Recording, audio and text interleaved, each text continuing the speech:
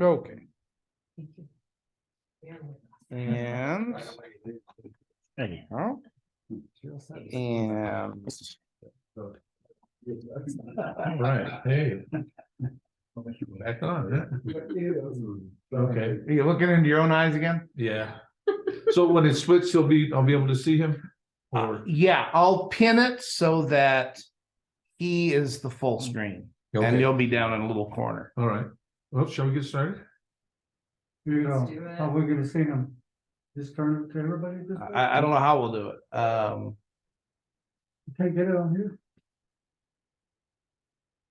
We could probably use another laptop and log into it. Honestly, Yeah? to me. Yeah, you Figure it out, all right. You could do that. You could do that. You could do that. This thing's real slow. It's so slow it blanks out all the time. Yeah, anybody with a laptop can zoom in until the Wi-Fi kind We out. bogged down. of. Well, I'm just gonna give it to you Oh, okay. because I've got it. The Zoom call's already started on my laptop. Okay.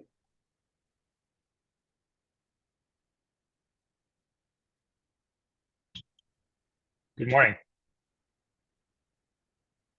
Good morning. Can you hear me? I can. Okay, hold on. You're Mr. Edward, Mr. Smith? No, I'm sorry. Chris Warzeka, in-house counsel for Oh, Flinko. okay. And Mr. Smith should be joining us momentarily. All right. The other councils are preparing their laptops so that we can all be on the same page on the Zoom. So give us a minute. Understood. Thank you. Actually, Chris doesn't need to be on video. Yeah, just He as just wants to listen in. yeah, just as witness. Yeah. Well, it's okay. It's an open proceeding, so.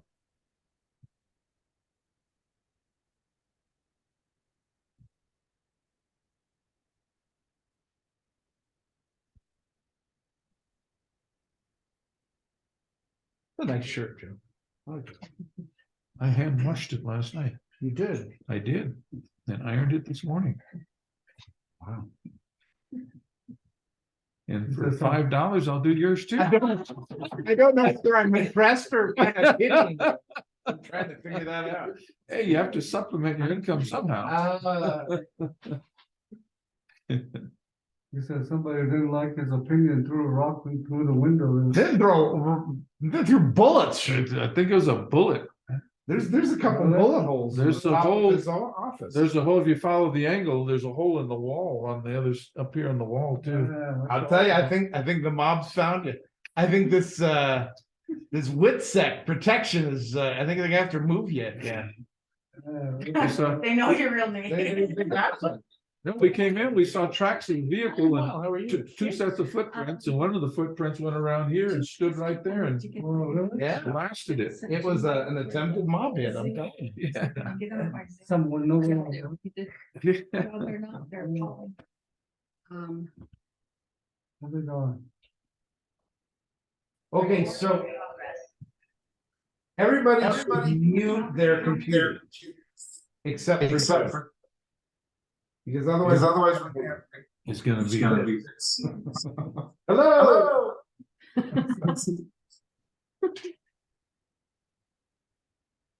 Have you used system yet? No. I wonder if it works. What do they have? They use Yeah, we can. People always asking if we can get a big screen. They keep on denying us. Legislative gets all everything, you know? Your life stinks. Yeah. Yeah, working on old computers. Yeah. This is bubble gum and rubber bands. And Well, you saw my other Band-Aids. computer, remember? With all the tape and that stuff. was pathetic.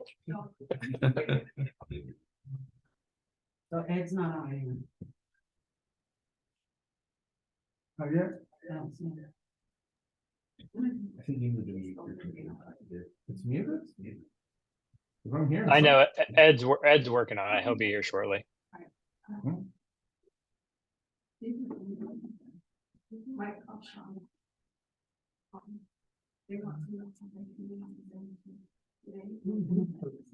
Oh, Yeah,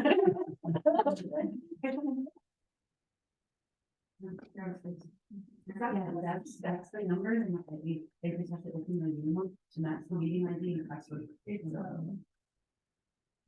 Everybody's got, Justin, you have you on the screen? Good. We're just waiting for the witness. Michael. Your Carol, your lady needs that. you call? It sounds like yours, my friend. I mean, I hear.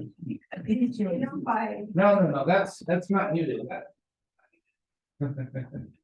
Well, It's like I'm hearing one over here. what's muted is your microphone is muted, your speakers are not. Here.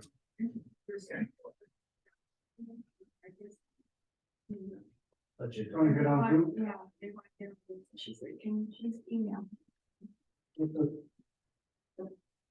This is the number, then. There you go.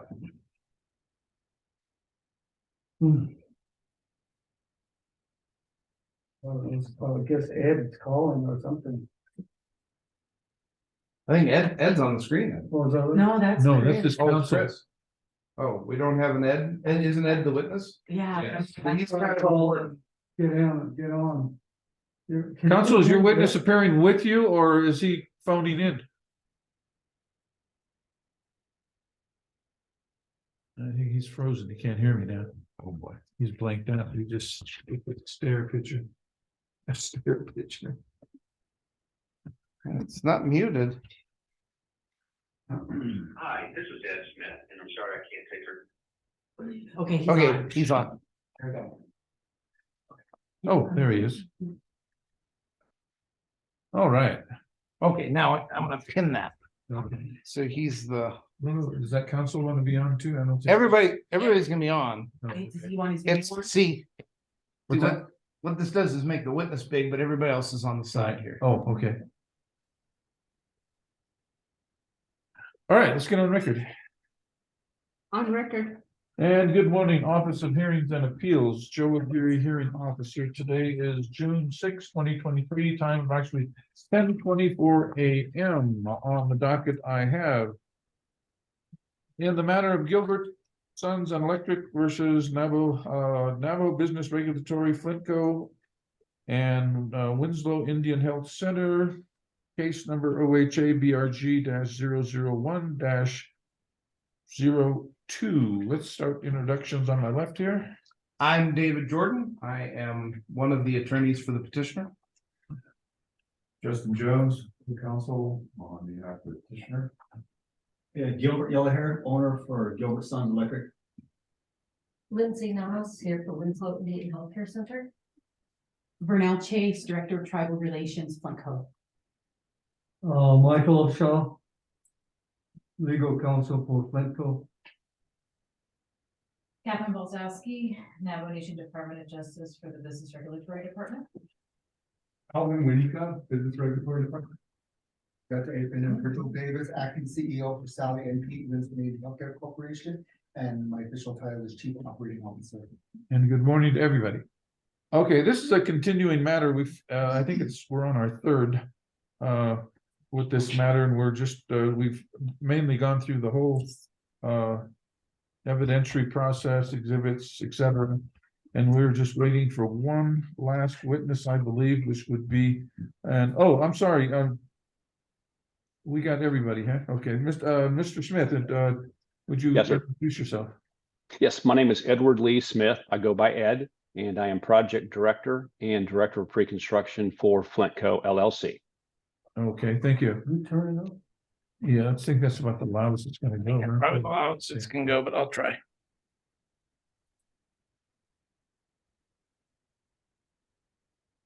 It was able to go a little louder. All right. Introduce yourself again, sir. Yes, my name is Edward Lee Smith, and I go by Ed, and I am project director and director of pre-construction for Flintco LLC. Okay, thank you, sir, and good morning. Good morning. All right, we have all the introductions ready, and I think Mr. Smith is gonna be our last witness, councils. I believe so, yes. All right, and it's for the respondent?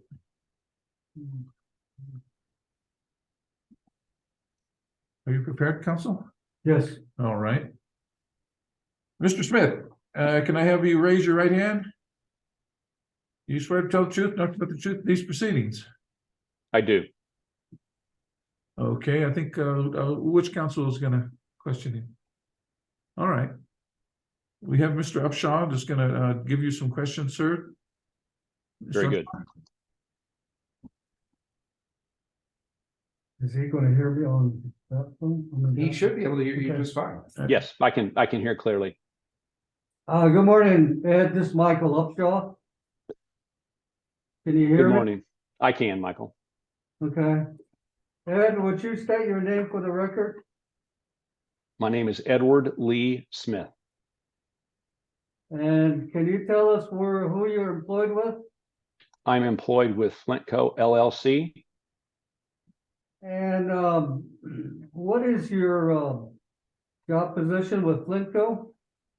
I have dual roles within Flintco. One is project director. It's an operations-based role, and the other is director of pre-construction, and that's the role that I played on the Dilcon project, and that is to lead our team through the design and pre-construction phase.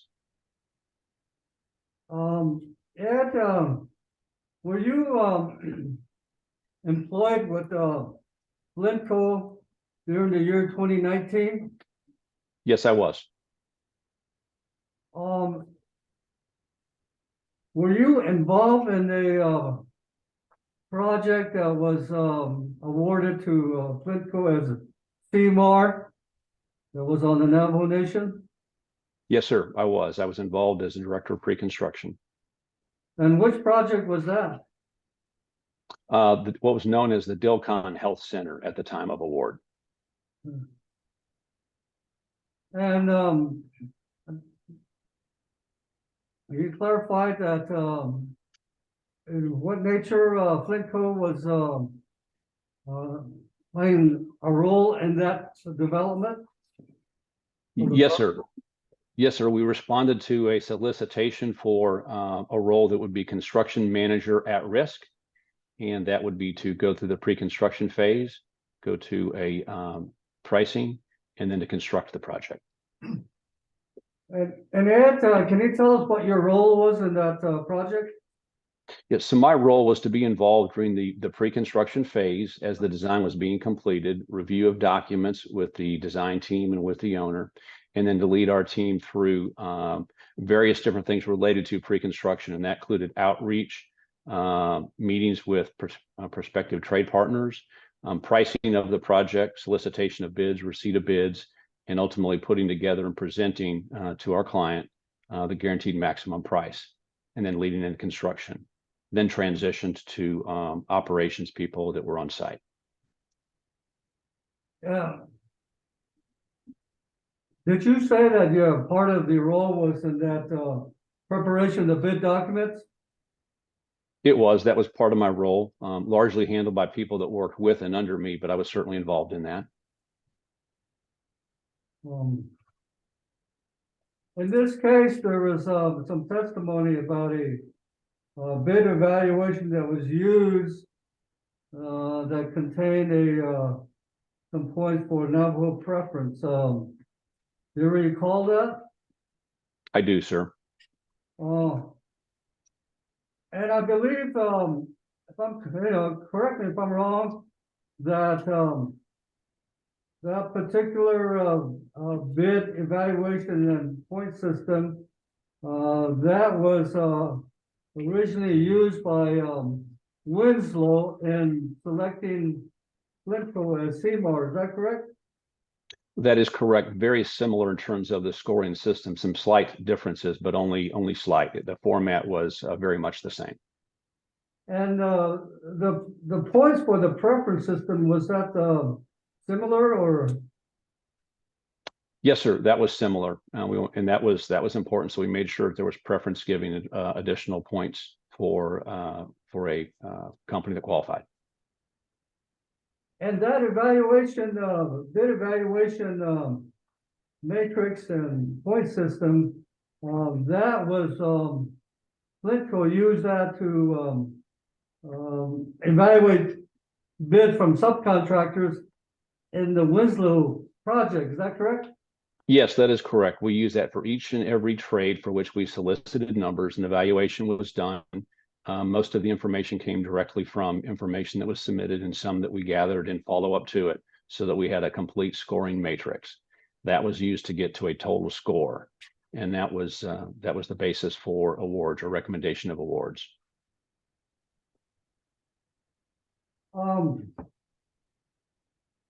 Ed, do you have the exhibit book that we've been using in this hearing?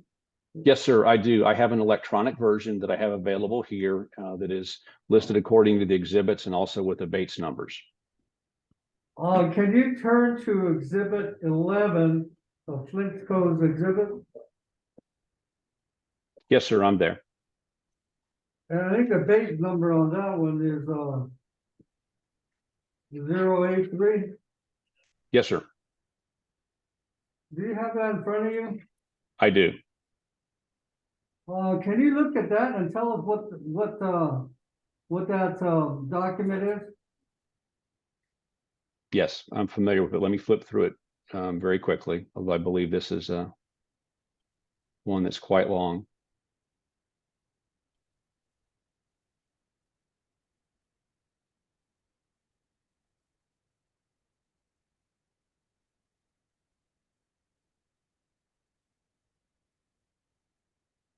Exhibit 11. Yes, sir. I was just flipping through it to make sure that I refamiliarize myself with it.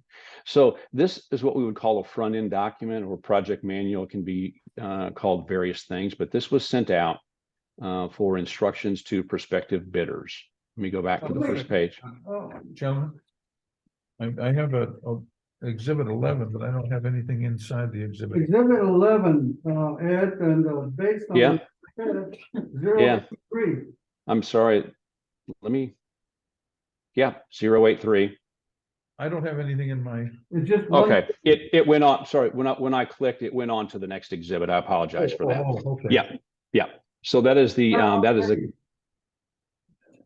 my apology. Ed, do you have that exhibit 11? I do. I was having trouble hearing you. I do have that. Yes, sir. Okay, that's the document I'm talking about. Can you tell us what that document is? Yes, that is an addendum. It's Construction Manager Addendum 3 clarifications. And that's an addendum that we sent out dated April 25 to provide additional instructions to bidders. It would have been one of a series of CM clarifications that we issued during the bid proposal process. This identifies that we had the DILCON front end instructions to bidders, which is what, when I flipped forward, that's what it went to next. But the instructions to bidders and bid specific instructions.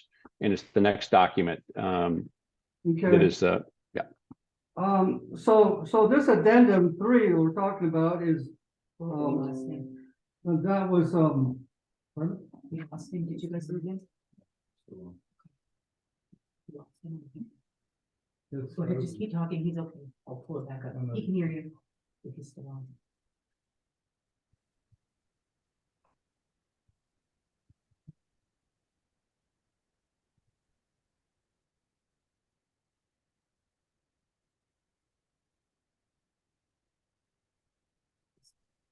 Are we able to hear the witness?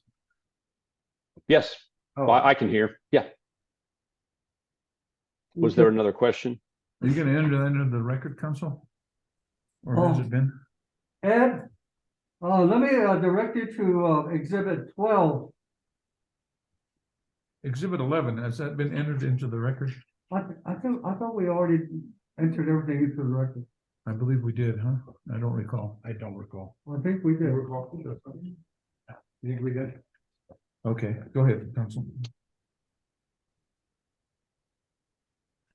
Ed, as I said, we're directing you to exhibit 12. Yes, sir. I'm looking at it with Bates number 084. That's it. Can you tell us what this is? Yeah, it is, as the name says, it's a bid book, construction manager's bid book. It's a book in which we provide instructions to prospective bidders, the various requirements for bidding the project, and if they were selected, to construct the project. So it has a number of different things within this long document. And when was this issued? I believe it was issued on May 7th. That's certainly the date that is on the cover of it. And was this provided to the bidders? It was. This document and others that we issued during the pre-proposal phase are distributed electronically.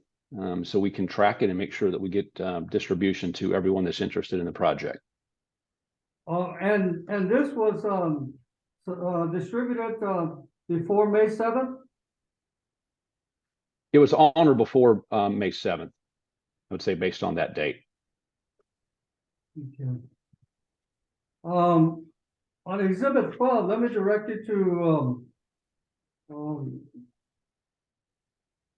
page number 158.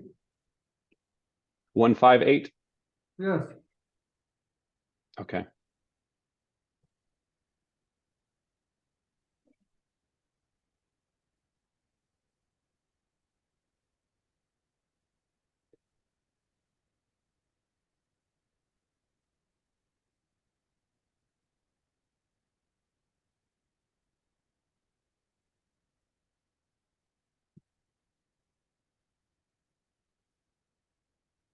Okay. Yes, sir. I'm there on 158.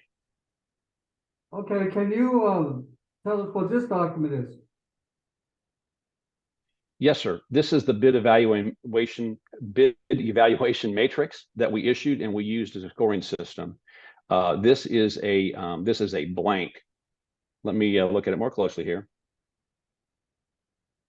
It says bid evaluation criteria. So Correct. It's this not actually. the criteria that we're going to evaluate bids by. That is correct. So this sets out the criteria. There's actually a form that we use and we insert the score for a particular firm, but this lays out the criteria for it according to what I'm going to call buckets or sections there. And you can see it ultimately gets to a score of 120 there, but it breaks it down into pieces that are evaluated. Let me direct And then you to the middle of that matrix. This is business opportunity points. Can you yes, sir. Elaborate on that? Yeah, that section was provided to provide additional points to provide preference to companies that met those criteria. So we have the P1, P2, and Navajo Business Utilization second tier. And so we use those for additional points beyond the 115, which was the base score.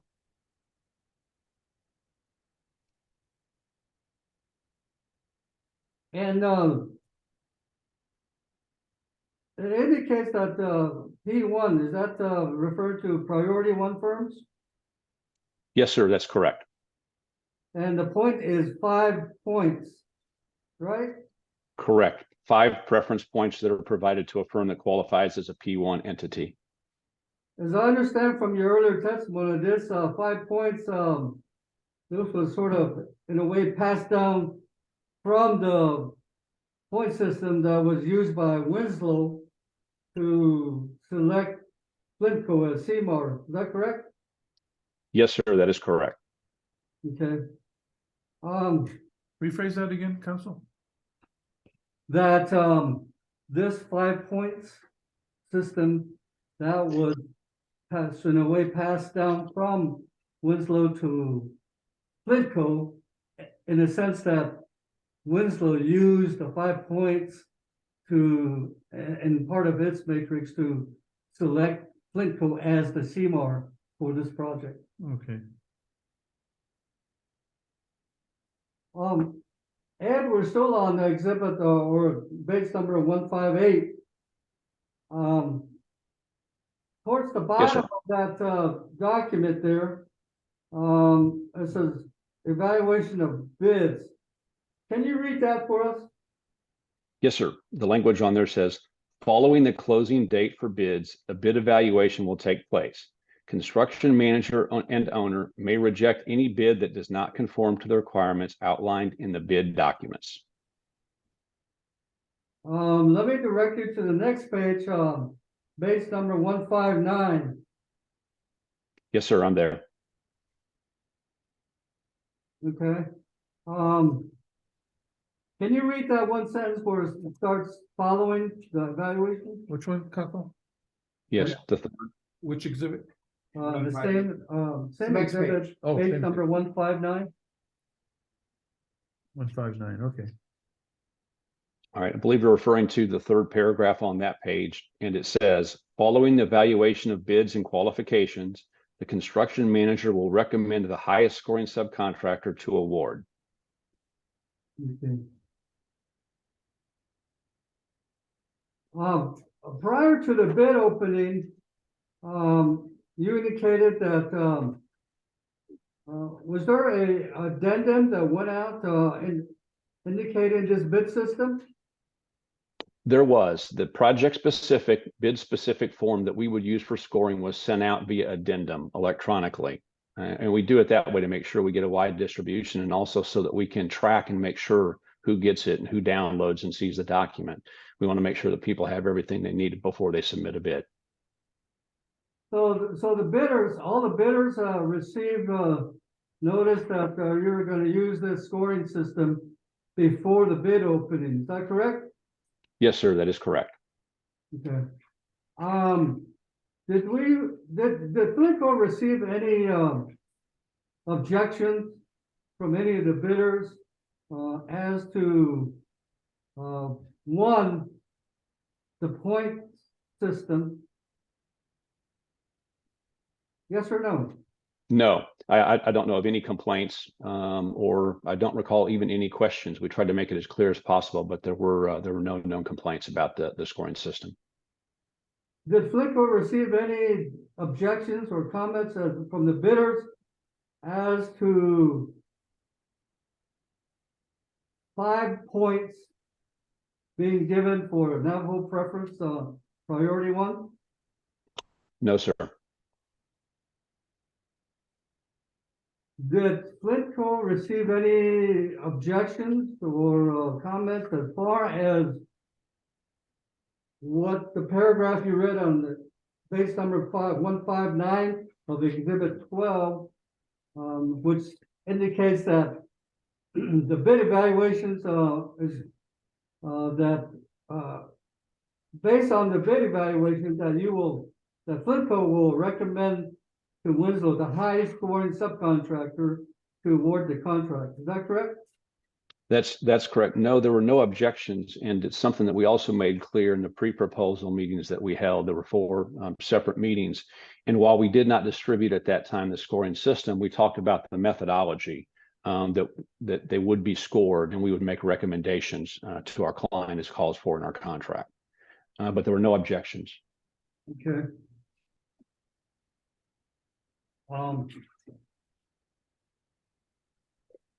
Ed, let me direct you to exhibit 14.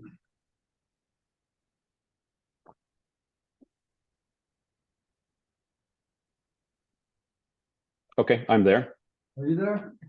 Hold on, I gotta get there. This is a big. I'm sorry, what? 14. Flipping here to do.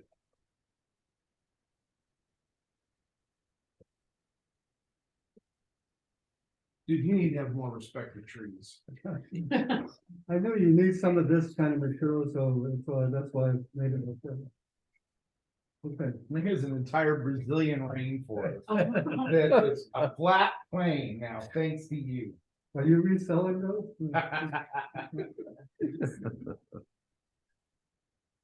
Okay, Okay. Ed, are you on, base number 636? Yes, sir. Bates number 0636. Okay. Ed, can you tell us, I believe earlier you said that, you testified that as far as, the addendum 3 and the matrix, bid evaluation matrix and the preference system, that was sent out to all the bidders. Yes, sir. That's correct. You said that, right? Yes, sir. It was sent out to all bidders that were in our system that either had expressed interest or that we had on our list to send it out to. So we cast a very wide net. Did Gilbert and Sons receive that information? Yes, sir, they did. And this is actually an excerpt or printout from Building Connected, Okay, can which you is tell a, us, it's can a, you tell us about this document based on the 366? yes, sir. I'm looking at that now. And what it shows in the left-hand column, it says date. All right, so you have a date and timestamp, and then the name of a person, the name of the company, and then the event, and that is what action was taken. Right. And so in this case, it is showing for various documents, it has date and timestamp, that the documents were downloaded by Gilbert Yellowhair, and it shows the email address and notes downloaded a file. And then in the far right-hand column, it says the document that was downloaded. So in this case, at about 10:40 p.m. on April 29, 2019, there were a series of documents that were downloaded, and that was part of CM Addendum 2. And then you can also see higher up on a page, CM Addendum 3, CM Addendum 4. And it shows when those were downloaded. After this downloading of this information, strike that. Let me go back a little bit here. Okay. So does this show that Gilbert and Sons received bid matrix and scoring system? Yes, sir, it does. It was included in one of those addendum. So it shows that they have downloaded. We can look at this and see that they downloaded all of the documents that we sent out related to CM, what we'll call CM clarification or CM addendums. Ed, can you explain to us what the entry for 1, 2, 3, 4, and 5, the fourth and fifth entry is dated April 29? Yes, sir. April 29, 2019. And what was that? What does that show? That is showing, let me count down here again. That is showing CM Addendum 3. And that's regarding the matrix and the point system? Yes, sir, it was included in that. You can see they are described as front-end instructions to bidders, bid package specific instructions, and construction manager's addendum. And contained in that was the bid scoring matrix, the selection criteria. So based on this, would you agree that it shows that Gilbert and Sons had the information regarding the bid evaluation matrix that we're gonna use as a criteria and the point system, that they knew about that before the bid opening on May 7th? Is that correct? Yes, sir. It shows that it was downloaded, so it was successfully received and downloaded. If it wasn't downloaded, it would give us a different text answer in that event column. So yes, this confirms that the files were in fact downloaded successfully by Gilbert Yellowhair. And did Flintco file any objections or comments as far as the bid evaluation matrix and the scoring? Can you repeat the question? I didn't understand. I'm sorry? Could you repeat the question, please? Repeat it again, that last question.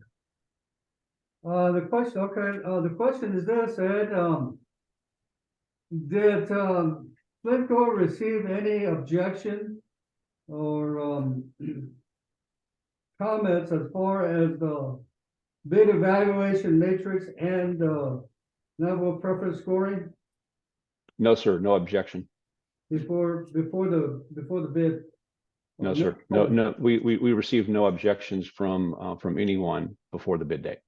Including Gilbert and Sons, correct? Yes, sir. Yes, sir. Including Gilbert and Sons.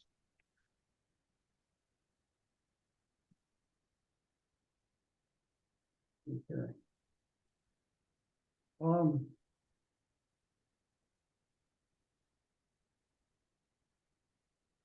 And that matrix, the bid evaluation matrix and the level preference scoring system, was that also submitted to the owner of the project, Winslow? It was submitted in advance for review and approval to be incorporated into our package and then to be, to be used after bids are received to score them. Let me direct you to, exhibit 15. Yes, sir, I'm there. That's document says base number 637. Let me confirm that. Are you there? Yes, sir, 637. Can you tell us what that document is? Yes, let me look at it quickly here.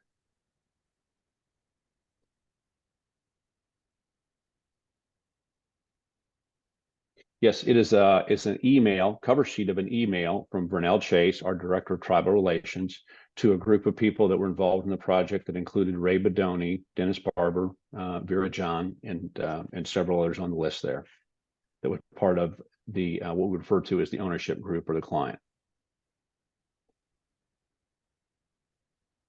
And copied on that email were Steve E. Conger, me, Noah Perry, and Rebecca Masters and Lucy Demir, the last two of whom were also involved in pre-construction with me.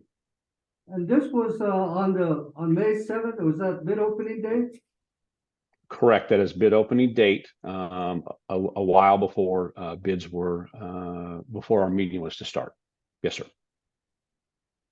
Was there any presentation done regarding the bid opening agenda and procedure? Yes, there was. We prepared, and I led that, the preparation of a presentation to make to representatives of Winslow Indian Healthcare Center prior to the opening of the bids and the logging of the bids that night. And I can tell, go ahead.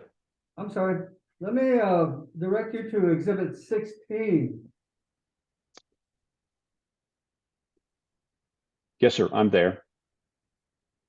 And to confirm, Bates number 652. Presentation you mentioned? It is, in fact, yes. This is a PDF printout of a PowerPoint presentation that I prepared and which I delivered to the group of people that attended our session there in our Albuquerque office on that day. That day being May 7th of 2019. You can see on the cover sheet that it says Flintco office in Albuquerque. Okay, For the record, that's 0652.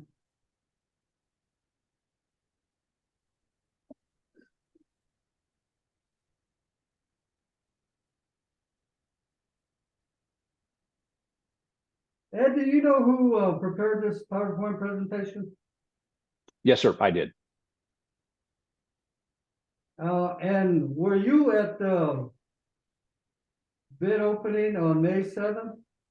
Yes, sir, I was. I led that session.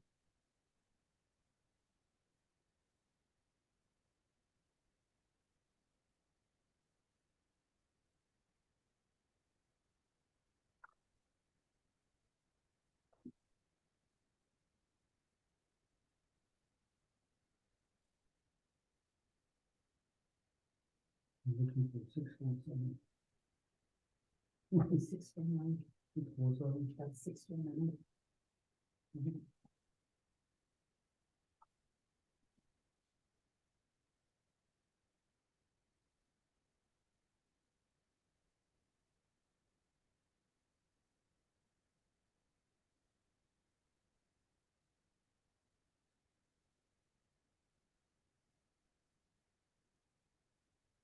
Ed, let me direct you to, I think it's back to exhibit 15.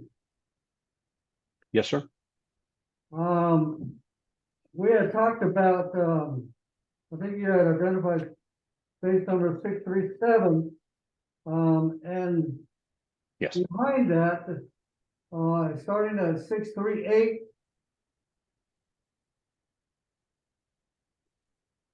Yes, sir, I'm on 638. And then it continues, and that starting at 638 is the actual presentation. It is a printout or a PDF format of the PowerPoint presentation that I delivered that night. This would have been, it looks like, an attachment to what who Yes. did the presentation? So I delivered the presentation that evening. Okay. Let's just walk through some of it. Very good. Beginning 638 and then the next page. Okay, 638 is simply the cover page. 639. 639 is the agenda, and I laid it out in kind of the agenda, the process for the day, what would happen with packages coming in.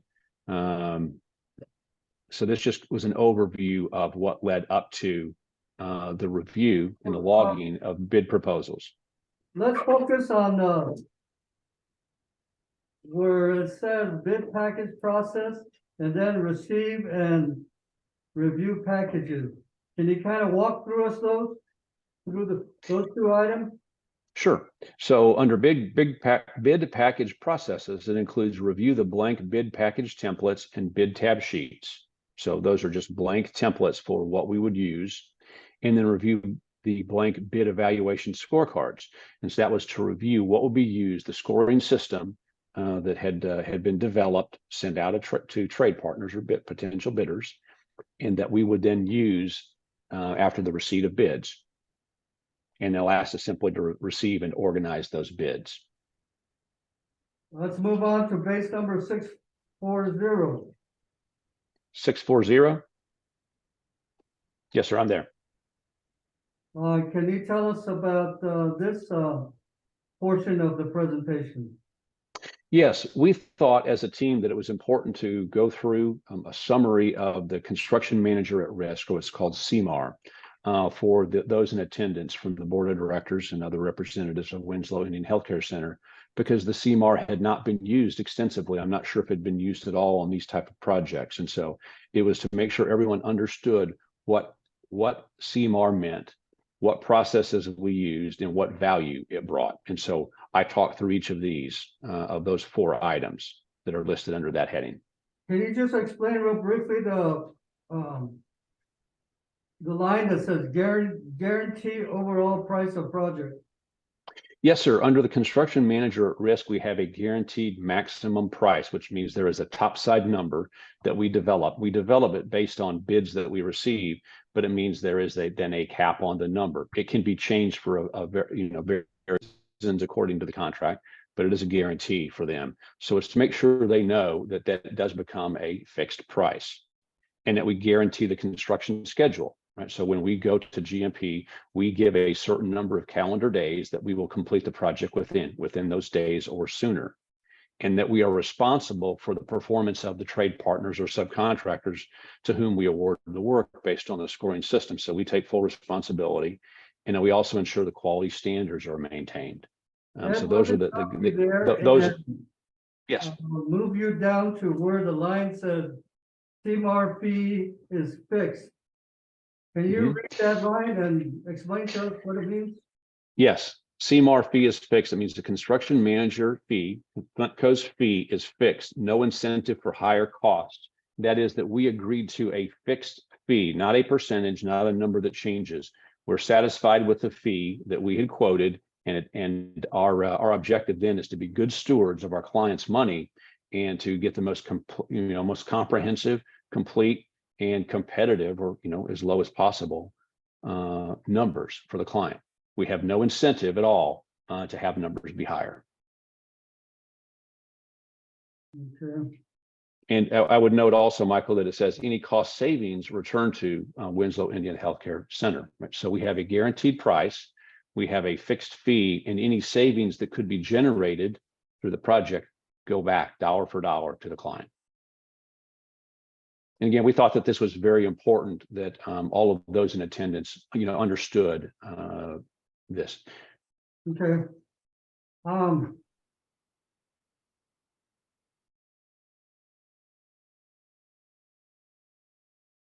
Let's go to page number 643. Yes, sir. I'm there. You say 643? 643. Ed, can you tell us about this portion of your presentation? Yes, sir. We also thought it was important that those in attendance knew the type of input and oversight that we had had with Navajo agencies, and including specific individuals from whom we had sought input, we had sought guidance, and also who had attended some of our pre-proposal meetings. Again, I mentioned that we had one in Flagstaff, we had one in the Dilcon community, we had one, I believe, in Farmington at Four Corners, and one in Albuquerque. And we had representatives at most of those, but we wanted them to know that we had gotten this, gotten input and guidance where it was needed and where it was sought. So we listed those that had helped us. So these are all departments, regulatory departments of the Navajo Nation, correct? Yes, sir, that is correct. So Flintco from the early on consulted with these Navajo departments? Yes, sir, we did. And when I say we did as a company, most specifically, it was typically Brunel Chase, our Director of Tribal Relations, who has a background in this. I am no expert, but I know when I need help and when we need to go get guidance. And then I relied on Brunel to do that, which she did, had a lot of interaction with people at these agencies or offices. What was the consultation with Navajo Business Regulatory pertaining to that Flintco undertook? Could you repeat the question? I didn't hear the first part. What was the consultation as to business regulatory that Flintco undertook? Yeah, I would say generically it was about the procurement process and what regulations, rules we needed to follow during the proposal process through the solicitation, acceptance, and review of bid proposals. And this regulatory agency is the one that monitors and enforces Navajo preference, correct? Yes, sir, that's my understanding. And as far as Flintco is concerned, they're the ones that should be consulted as to what the law is in this area. Is that correct? Yes, sir, we recognize them as the experts and those that oversee and provided guidance for that.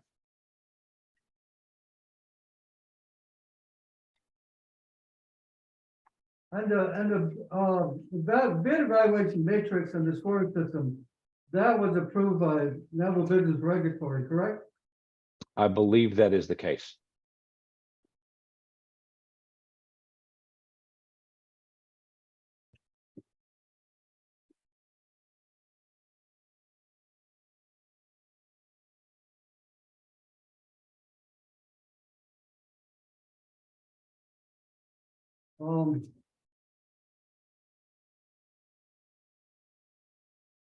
Let me direct you to base number 647. 647. Yes, sir, I'm there. Okay, can you tell us about this part of the presentation that you prepared? Yes, sir. Again, a very important piece that those in attendance understood how we would be scoring the bid proposals that came in. So we put up on the screen, as you see here, the various components and the points attributed to them. This didn't show all the detail down below it as the form itself does, but this was an overview of the things that were important. And certainly the single biggest was price, but then there were scores, a maximum score you could get for those various other components. And so you see that top section, which totals I believe 115, and then the business opportunity or the preference that was given for P1, P2, and Navajo business utilization. And I just want to confirm, I think you said that this presentation was given at on the bid day, is that correct? Yes, that is correct. This was part of the presentation that I made to all those in attendance. And I walked and talked through this scoring system with those there.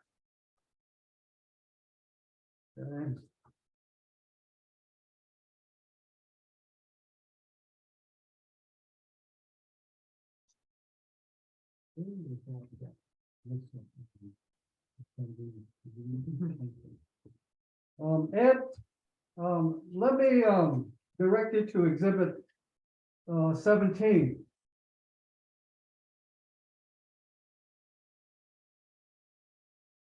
Yes, sir. I am there. And let me confirm Bates number Base number, 666. 6. Yes, sir. I am there. Dude, that's the number of the beast, man. That is the number of the beast. No, I object. Noted. Switch the number. I am. I said 0. This is discrimination. You didn't see the 0. We'll officially add a zero. Zero. The number of the beast, man. Sure. We'll Okay. officially answer, add a 0 in front of that. That's 0666. Very good. Ed, That makes it sound creepier. Ed, can you tell us what this document is? Yes, this is a sign-in sheet, and we typically do this at meetings that we conduct. We did it at our outreach sessions that we had with prospective bidders, and we did a sign-in sheet for those in attendance that night. Try to get everybody to sign in. I'm not sure that we got everybody on this sheet because I was. Bid day? That's correct. You can see on the top, it says Delcon Health Center bid opening May 7, 2019. And so this was signed by people who were in attendance at our office for the opening and the logging of the bid proposals. Can you tell us who was all there according to this sheet? Yes, Alvin Wanika, Josh Dilbert, Burnell Chase, Rebecca Masters, Noah Perry, Ray Badoni, Jerry Freddy, Charles Jim Storr, John Nels, Vera John, Robert Chase, Lucy Demir, and then Ed Smith. I was there, but I was busy talking and did not sign the sheet. So these were mainly representatives from Neville Business Regulatory, Lindco, and Winslow. Is that correct? Yes, sir, that is correct. Okay.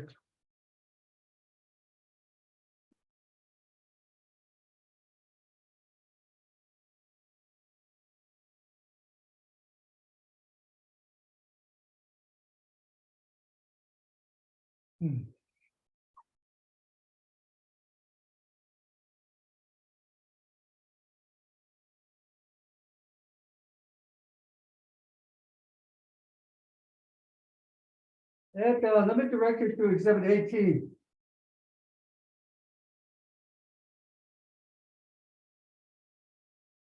Yes, sir. I'm on exhibit 18, Bates number 0667. Can you tell us what this document is? Is it pretty much the same as bid opening? It is very similar, slightly different, I think, on the time frames, but it is the agenda that we laid out for that day being Tuesday, May 7th, 2019, when we receive, open, and log bid proposals. Okay.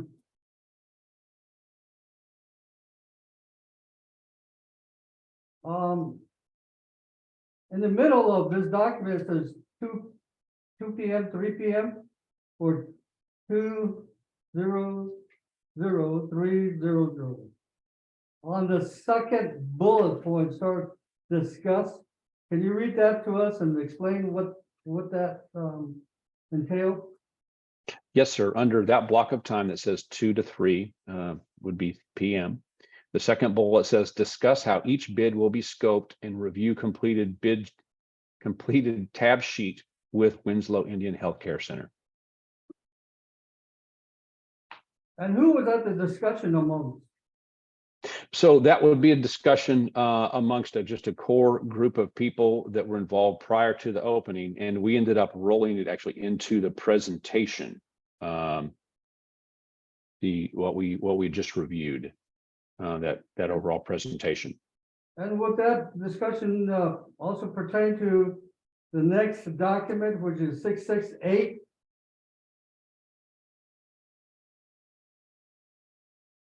Let me scroll to that sheet, please. Yes, sir. Okay. Correct. And that is yes, that's the project specific score sheet.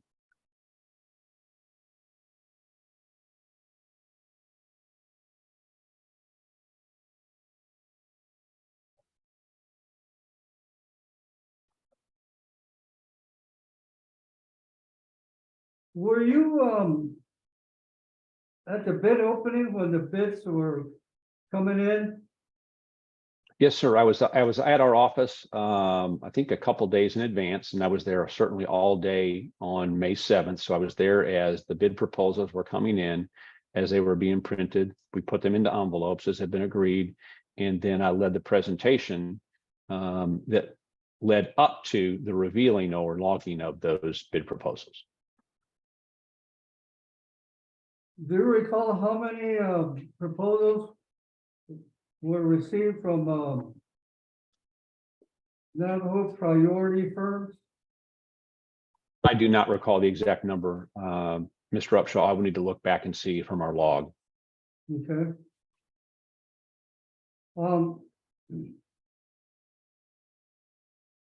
So on that day, the bids were evaluated using the bid evaluation matrix that we have been discussing. Is that correct? So no, sir, not exactly. They were not evaluated. We received the bid proposals. We put them together in envelopes for each particular bid package, which represented a scope of work. And then we opened those. We opened them. We read them aloud. We logged the critical information from them, but no evaluation was done. The evaluation was to be done after the meeting. We do follow up, what we call scope meetings or post bid interview sessions. So we did not actually evaluate in any way the numbers or the responses that evening, other than to log in the key information from the proposals.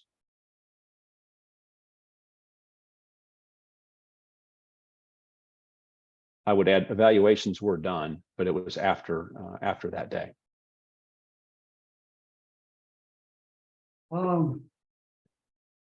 Based on those evaluations, which firm received the highest score? Yes, ultimately. So we would review the proposals, make sure all the information was there that was needed. If additional information was needed, we would reach out and request that. And that oftentimes happens. There's some piece of information that's missing for the scoring system. And then we held interviews with some, not all, but particularly if things were close or there was, questions that we had about their scope of work, we would hold a post-proposal interview session so we could properly score. And then we prepared a tabulation, one of these, what's referred to as a bid evaluation matrix. We would prepare that for the firms that responded for that trade package. So we would prepare one for plumbing systems, we'd prepare one for fire protection systems, and so on. And certainly one for electrical systems was prepared, scoring each firm that responded. I don't think he answered your question, did he? Your question was which firm received the highest score? Going through those scoring and bid evaluation, as you said, which firm received the highest score? I presume, but I don't want to do that. Do you mean for the electrical systems then? Yes, you do. I mean, we did it for, yeah.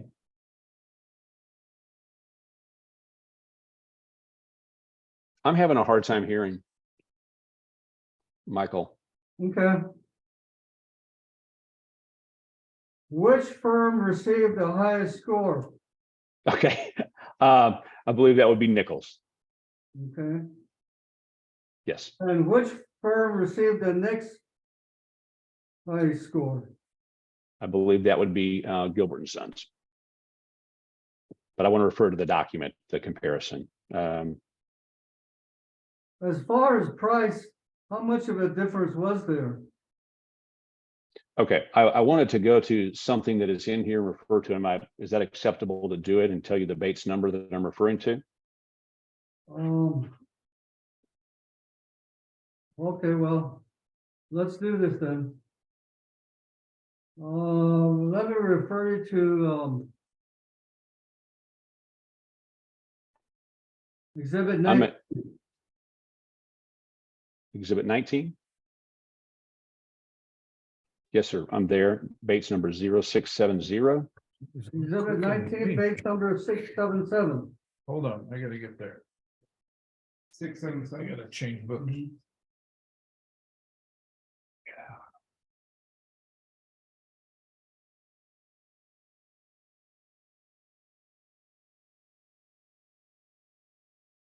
All right, which one? Yeah. 19, what? Exhibit 19, base number 677. And I'm there. 677.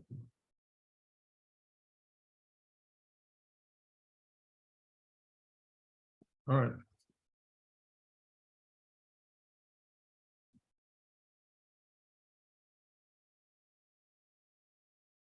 Yeah. Yes. Yeah, and I'm there. Okay, Ed, can you tell us what 677 is? Yes, it is a bid package form for bid package 39, and 39 was identified as electrical complete, which meant complete electrical system for the project. This is from Gilbert and Sons Electric, contact name and information below for Gilbert Yellowhair. And then their base bid was inserted both in writing to spell it out, and then in number form, a base bid of $7,827,000. That's 7,827,000. And then below it, there was an add alternate for which a price was also provided. And that is $14,500. That's an alternate outside of the base proposal.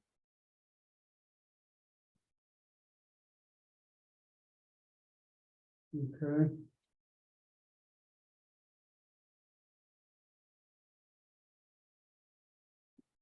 Let's go to exhibit 20.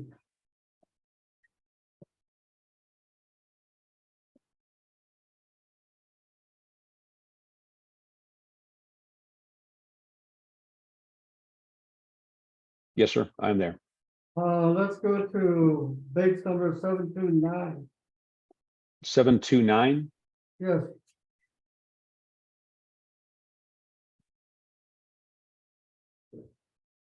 Very good. I'm there. are you there? Yes, sir. Can you tell us what this is? Yes, this is the same form that I just read from, but completed by another company. So it is bid package 39, electrical complete. And this was submitted by Nichols Electric Inc., Brian Eklund, and then his contact information. And then they inserted their base proposal, both in written form and then in numbers. And their numbers, their base bid proposal, $7,494,000. That's 7,494,000. Okay.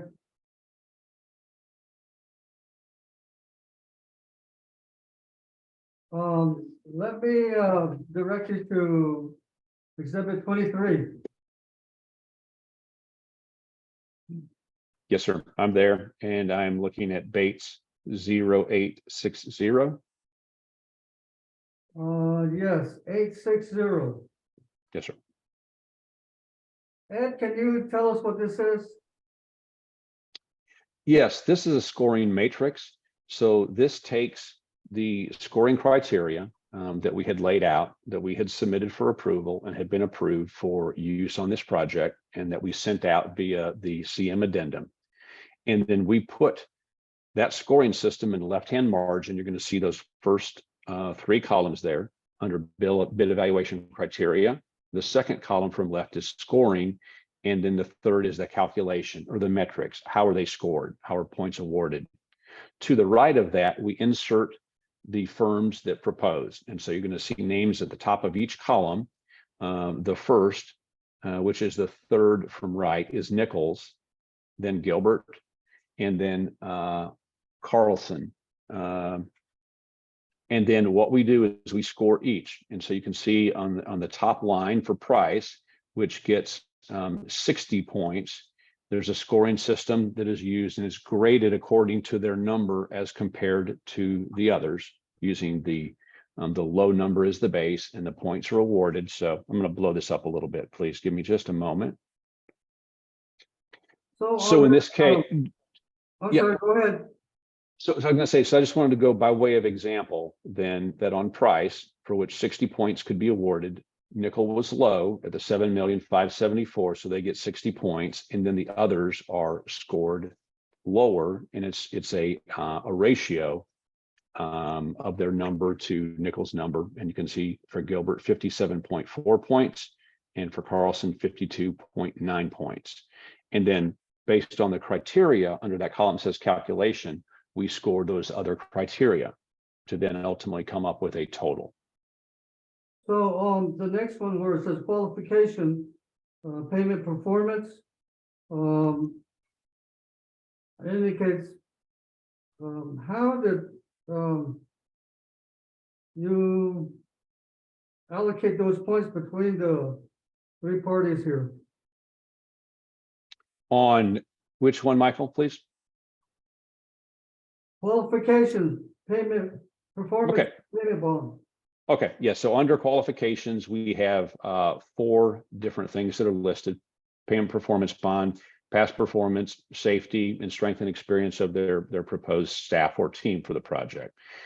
For the first one, payment performance bond rate or coverage, you can see that there is a description of the calculation, that if they're below 1.5% on the payment performance bond rate, they get 10 points. If you're 1.5 to 2.5, 5 points, and over 2.5 or not bondable, 0.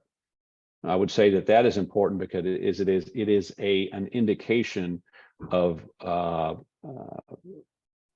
past performance, of risk, of financial stability. Typically, your bonding rate, the higher the bonding rate, the more risk that the bonding company believes there is. So they're rated.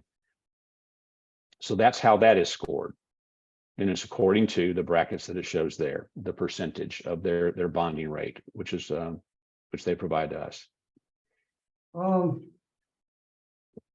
about the next criteria, past performance?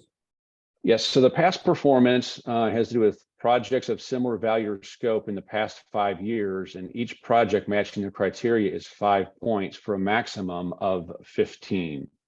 Right, so 5 points for a maximum of 15 if the firm can demonstrate projects of similar value and scope, and that can be, scope, complexity, the type of work for which we are going to be awarding. And why was Gilbert's given 5 points less than Nichols? Correct. How was that determined? It was determined by information that they provided to us. And as I recall, that may have been overscored. I think there was actually only one that Gilbert and Sons had. And if I'm correct in that there was only one, we actually would have overscored that 10 in that box should be a 5. That certainly is my recollection, that there was only one project that they submitted that met the criteria by our evaluation. On the next criteria, safety. Yes. I see So that safety. Gilbert got a 0. Yes, and EMR is experience modifier rate, and every firm, whether it's in construction or other industries, other businesses, have an EMR.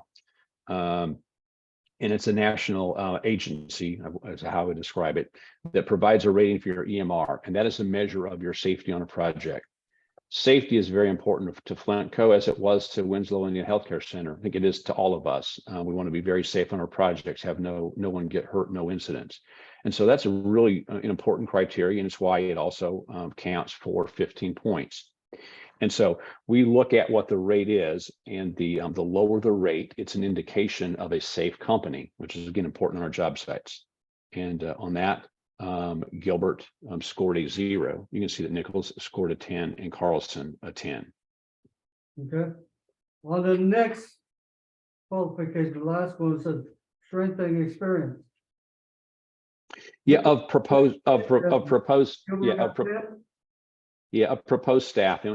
gets 15 points too. So we look at a company's experience as a company, and you saw that on one that we already reviewed. But we also look at the specific people that are going to be put on a project. A company might have, some very good experience, but not have availability of a good staff, project management and supervision that would be in the field. So it's important that they're able to name and guarantee a team for this project. So we have the resources. And in this case, and it's true of other trades too, but on electrical, it really is the lifeblood of a hospital, the electrical systems. So it's very important that a company be able to name and commit to a strong team to be on that project specifically. So we look deeply as we can at that. And then they are ranked according to 15 points for the highest, 10 points for the second, and 5 points for the third. So we just do a forced ranking by who we think has submitted the best team for the project. And in this case, Nichols scored a 15, as we saw their team as being the strongest that they were committing to the project. Gilbert and Sons got 10 points for having the second, and then Carlson the 5 points for third. Yeah. On it seems like the next category, check that this criteria and how you allocate of points, this is applying the bid matrix that we have been talking about. Is that correct? That's correct, and it's what we refer to as where we give additional points or preference for companies that meet one of these criteria. So a P1, 100% Navajo owned business, as it describes there, and then a P2, and then yeah. So that's why the next category that says points. Correct. So yes, so we subtotal of the 115. Those are the base points, and then additional a total of 5 additional preference points would be available. So we have a subtotal. You can see the scoring at that point. Nichols at 105, Gilbert and Sons at 82.4, and Carlson at 82.9. So the order would be based on that scoring: Nichols, Carlson, and then Gilbert. But then, however, we look at the preference points under the business opportunity points below. Okay. So in your scoring, Gilbert is the only one that got the business preference points, correct? Yes, sir. That is correct. They received 5 points for that. Okay.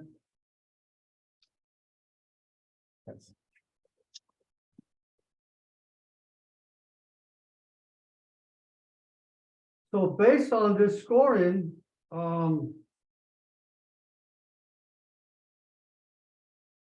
Nichols has the highest points? Yes, sir.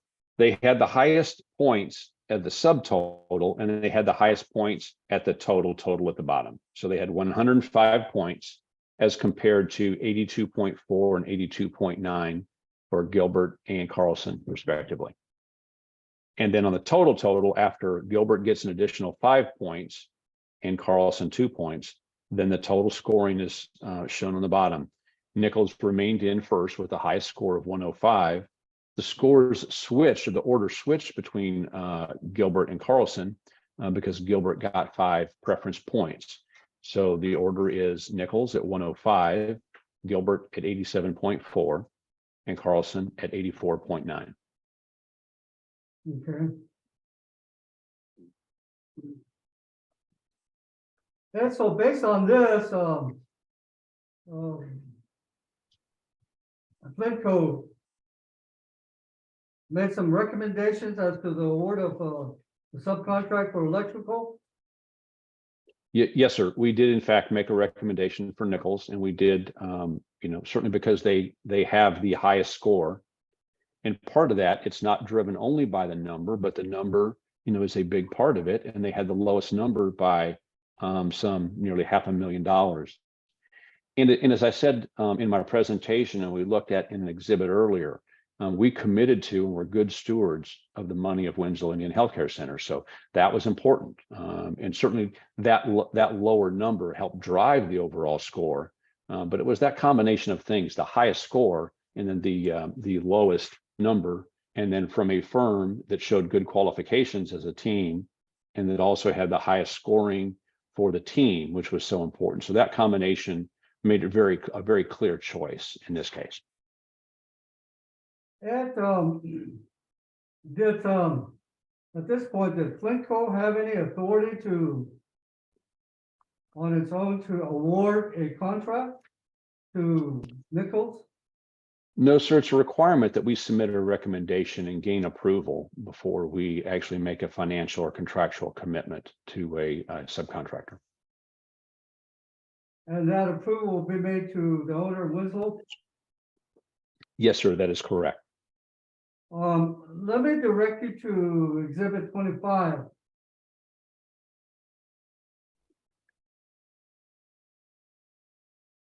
Yes, sir, I'm there. And just to be sure, I want to check a Bates number if I may.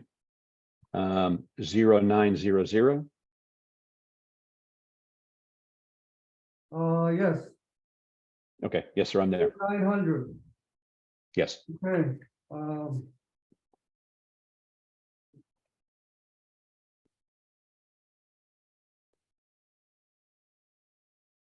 Ed, can you tell us what this document is? And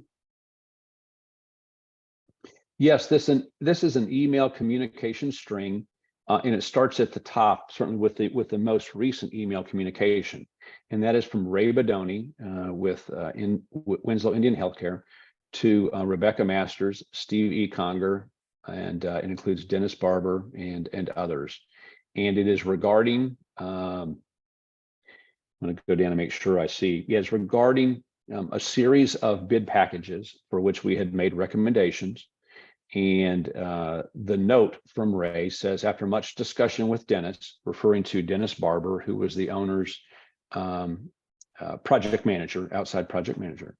After much discussion with Dennis, I concur with his comment for approval, and then we request backup documentation supporting total contract amount.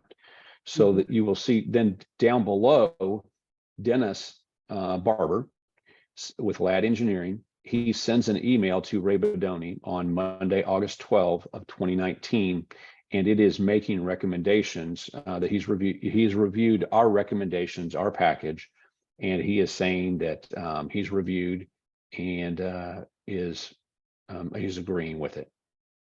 And included there, then you will see Nichols Electric. The email string, I'm just going to say apparently because it had passed through, several inboxes. The numbers get a little jumbled, but clearly it's showing Nichols bid package 39, and that references electrical, and then their number, the approved number. so does this indicate that the Flintco recommendation to award the contract to Nichols was accepted? It does, and the email string begins earlier on Monday, August 5, and that's part of the exhibit, and that's Bates number 0901. That's 0901, part of that email communication string, and it is from Rebecca Masters to Ray Badoni and Dennis Barber, and it outlines recommendations. So we are submitting our proposed subcontracts for HVAC, plumbing, electrical, and site survey, and then there would be attachments. So it starts with us making a recommendation after we did post-bid evaluations, post-bid, post-proposal evaluations and scoring. We then make recommendations. Dennis Barber, the owner's project manager, reviews them. He sends an email to Ray Badoni stating his agreement, and then Ray responds after much discussion with him. He concurs with Dennis's comment for approval. Okay. That then provided us with the written approval that we needed to move ahead with the award. They did ask for some additional backup, just supporting the total contracts, which we provided, but that gave us what was required, and that is a review and approval by the owner for us to release and award those contracts. So once the owner approved the recommendation for selection of Nicholson, Litco then proceeded to award the subcontract. Yes, that was the next step. And there's a series of things that, that take place. But yes, we notify companies that proposed or submitted a bid of the intent to award, and then begin the award process to prepare contracts for, in this case, Nichols.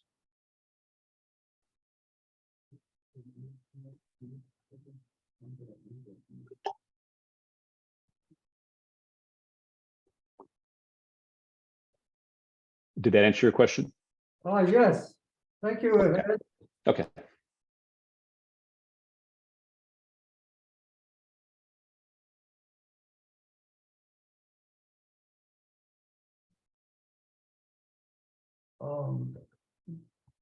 Mr. Hearing Officer, I don't have any more questions for this witness at this point. Okay, how about your other councils? I have one or two questions.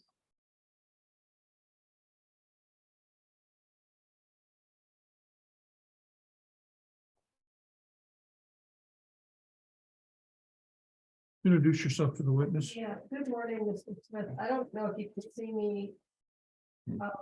Okay, my name is Lindsay Noss. I'm legal counsel for Winslow Media and Healthcare Center. Okay. I have a couple questions. Early in your testimony this morning, you stated that the business opportunity points were passed down from Winslow. Is that correct? I believe they are. I believe there was a section, and I would need to refer back to the specific document, but they had a scoring system of criteria that they used for us, and we agreed to adopt the same or very similar document and scoring for us. So I would need to refer back to that specific to see if points were exactly the same. Okay, well, that is my follow-up question is, so far as you stating that requirement was passed down from Winslow, where that requirement is or how that requirement was passed down. Right. There was a scoring system that was used for Flintco that was provided to us, and I would need to look at that document to compare the two. Okay, do you want to take some time and do that? Yeah, someone need to refer me to, I believe that we have it in our exhibits. Mr. Hearing Officer, I think we already had testimony on that, and we identified those documents that there was an addendum that was given to in the CMAR selection that used that bid evaluation document. So we'll try and find it. Was that presented this morning? The last, the first day. Okay, this was at a previous hearing, huh? Entered at the beginning.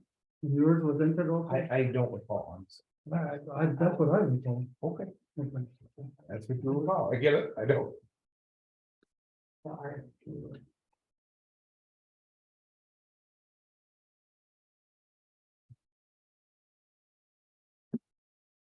Talking of, as a part of this morning's discussion. I have exhibit 4083, an addendum. Additional instructions. 083, exhibit 4, I don't know if that's what you're looking for.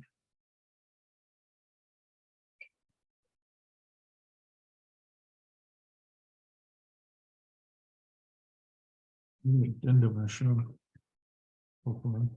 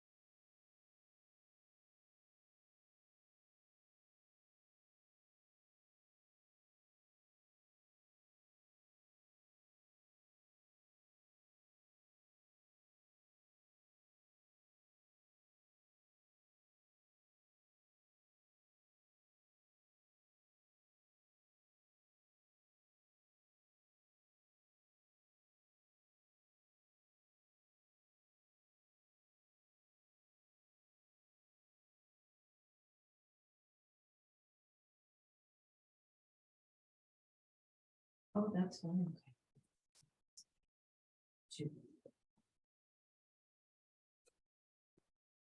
It might be. Let's look at 30.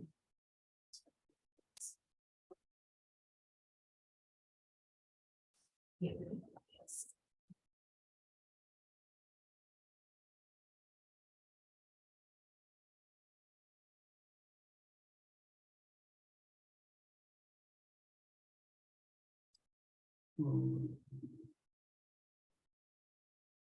Oh, okay, Mr. Smith. I guess your counsel is trying to help you find something here. Here we go. Can you take a look at exhibit 30? Yeah, here we go. It's Bates 01115. Yes, I located it. I'm there. Which exhibit are we on, Council? 30.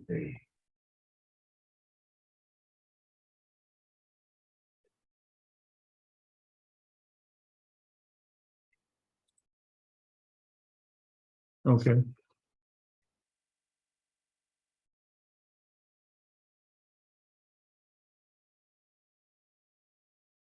Is this what you were relying on when you state that Winslow passed down requirements for Navajo business opportunity? No, it is not. I believe that I saw a form that actually was a scoring system that was used to select Flintco. And that's my recollection. Okay. Do you know what that form might have been? I believe it was a form that was similar to the form that we used. And again, my recollection is that it was in a form in a matrix format. Okay. This morning, do you know what that form is? Pardon me? This morning, do you know what that form is? I have not found it as I've been scrolling through here, but as I recall, it was a matrix type of a form that had scores or had points that would be available, similar to the document that we used for scoring bids that were submitted to us. Okay. Let me, unless you're able to specifically identify that form, I'm going to move on. Are you able to identify that form? I'm not at this moment. I'm scrolling through these exhibits, but I haven't located it yet in this group that I have. Okay, thank you. Okay.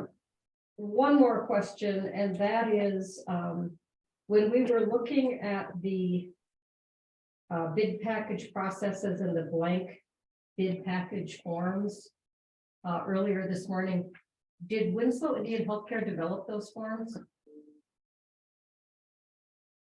We developed and put together the final form that went out. But again, my recollection was that we received a form from either Winslow Indian Healthcare Center or Dennis Barber, their project manager, that had that was a form that had already been developed. That's my recollection. I'm not putting my hands on it right now this morning, but that's what I recall. Okay. Do you want to take some time and look for those forms? Mr. Geary, there are maybe 2,000 pages. I object to using our time here for him flipping through page by page through 2,000 pages for something that, if this was going to be the question, could have been set up just with better preparation. I mean, are we really gonna have him look through each of these 2,000 pages to find his document? I object. I think it's a waste of time. That's okay. I just obviously have a concern if the testimony on the record is that Winslow Indian Healthcare passed down the requirement, but we can't find the requirement. That's an obvious concern to me. Right. Thank you. I have nothing further. Thank you. All right, we're gonna move on. Ross? Can I ask some questions? Or, oh, I'm sorry. I'm not leaving you out. But you gotta raise your hand first, so. I'm sorry. I have some questions regarding some terminology that you used during your testimony. Mr. Upshaw. If I may ask, I'm not sure who's asking me a question. Oh, yeah, introduce yourself, Council. Sorry, thank you. This is Catherine Bolzowski from Navajo Nation Department of Justice. Okay. I have some questions about some terminology used during your questions with Mr. Upshaw. During your responses, you went back and forth using the word bid, bid proposal, bid proposals. So can you please explain for the court exactly what, why are you calling this particular, it sounds like this particular procurement that was done by you for these services a bid proposal, and what does that mean? Yeah, and the reason that I use that terminology and I don't use it loosely, it's because they propose that includes a bid. It includes what's referred to in writing as a base bid, but they provide other information to us that allows us to complete the scoring system, to develop that matrix, fill out that matrix. So it's a combination of things, a bid, a hard number that they must commit to, and other criteria, which makes it a proposal. And so if you were just using a bid, what does that look like? If it were a bid, it would be just a number and no other criteria, is what I would say. That would be typical. It's just what we refer to as a hard bid, turn in a number, and that is the only criteria. That was not the case here. There were other attributes that were scored. And what was the purpose for Flinco doing the procurement in this manner?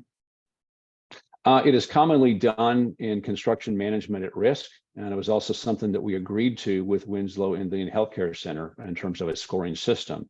And part of it was to make sure that we were getting companies that not only had a good number, but that were safe, that were qualified, that submitted a good team, and then to give preference for those that met those criteria. So we felt it was the best thing to do, but also it was, by agreement with our client.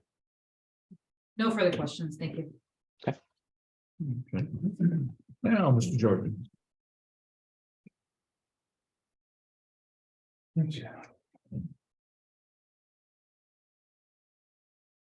Introduce yourself to the witness.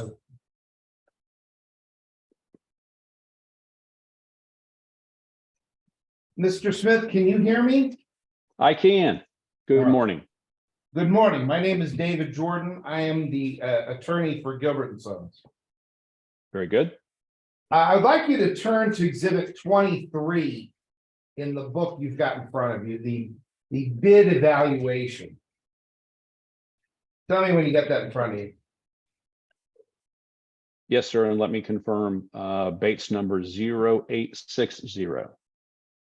I think that's right. Hold on. 860, yeah. Yep. I have it. Okay. As I understand it, this is the score sheet for the three bidders for the electrical contract for this job. Am I correct? Yes, sir. That is correct.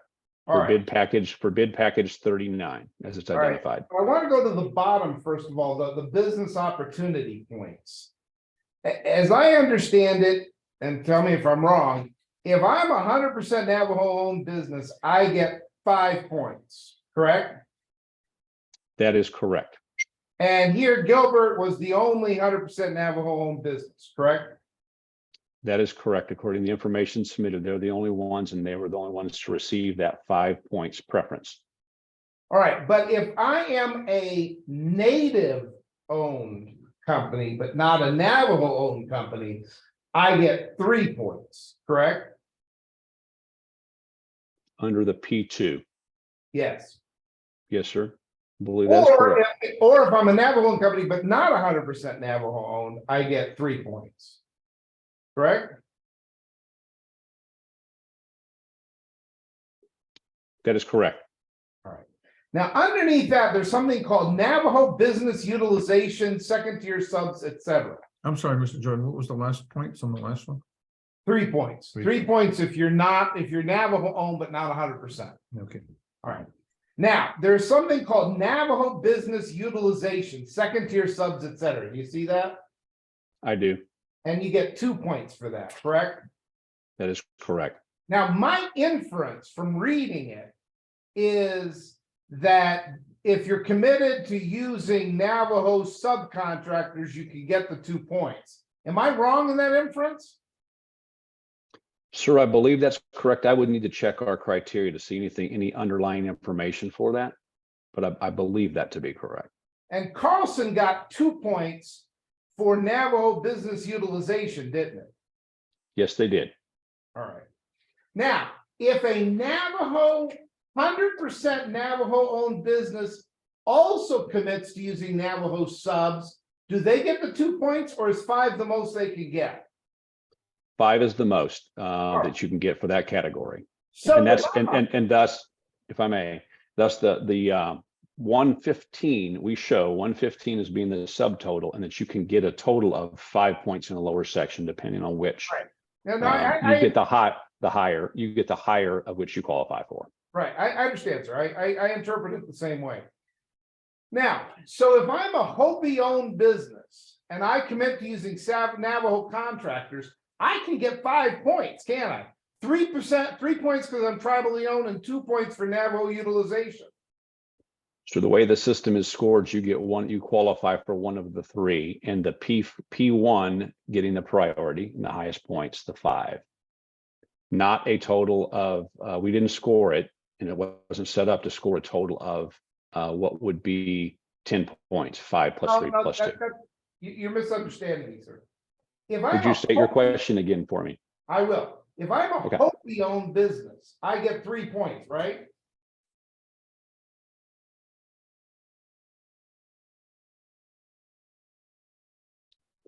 Correct, according to the description for P2, you would All qualify right, as a now, P2.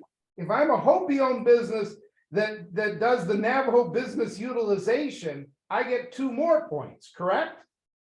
No, sir, I don't believe so, that we score a total of 5 additional points as a maximum. Well, no, that's a total of 5 points. I get 3 points for being Indian-owned. Yeah, well, Points for Navajo business utilization. yeah, we did not score it that way. Okay, all right. So if I'm a Hopi-owned business, the most I can get is 3 points. I believe that to be the case. That is how we did it. That's All how right. we scored it, sir. Yes, sir. Now, when you developed, there's been a lot of conversation about how you developed it and whether you used a matrix you got from Winslow and that sort of thing. Did you have any Navajo law person explain to you the Navajo Business Opportunity Act? Not to me personally, sir. Again, I reached out to Vernell, who is our Director of Tribal Relations, and Vernell sought and received guidance and input directly from Navajo agencies. Okay, so there were conversations that you were not party to about how to comply with Navajo Business Opportunity, you believe? Yes, sir, that is the case. Did you personally ever take a look at the Navajo Business Opportunity Act?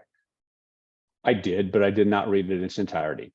Again, I relied on Vernell as our, I'm going to say our in-house expert, who relied on people within the agencies. So it was made available to me. I read it, but not in its entirety. That is not Right. my expertise. Are any of these people that we're discussing members of the Navajo Bar Association? I do not know the answer to that. So really, your best answer personally is, I do not know if this matrix system complies with the Navajo Business Opportunity Act. I relied on other people for that kind of information. True? I relied on our Director of Tribal Relations, who sought guidance directly from those who do oversee it, and were provided guidance and were given approval for it. Okay. That is my. All right, so now I want you to assume for a moment that you came to a bid job and there was a provision in there that said, we are not going to hire any Black people for this job. Do you believe that that would be a legal requirement? I do not believe so. No. All right. Now, what if somebody at a government agency said, yeah, I think you can do that? Does that make it legal? No, sir, I would use my sense, my good sense. I do not believe that's the case. Well, what if none of the contractors objected to that language? Does that make it legal? I don't, pretend to make a legal judgment on it. I would not using my good sense in contracting. I would not do that. So really, using your good sense, if something's illegal, it's not made legal by the fact that an agency said it was okay or nobody objected, right? That doesn't make it legal. It's either legal or it's illegal, right? Your Honor, I had no. calls for legal conclusion and. Yeah. All right. Mr. Smith is not a lawyer. Okay, now I'll withdraw the question and ask it a different way. So you operate in an environment where there are a lot of laws that you have to comply with, correct? That is correct.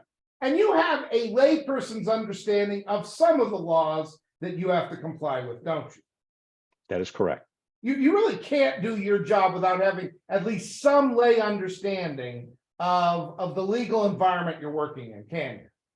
That is correct. All right.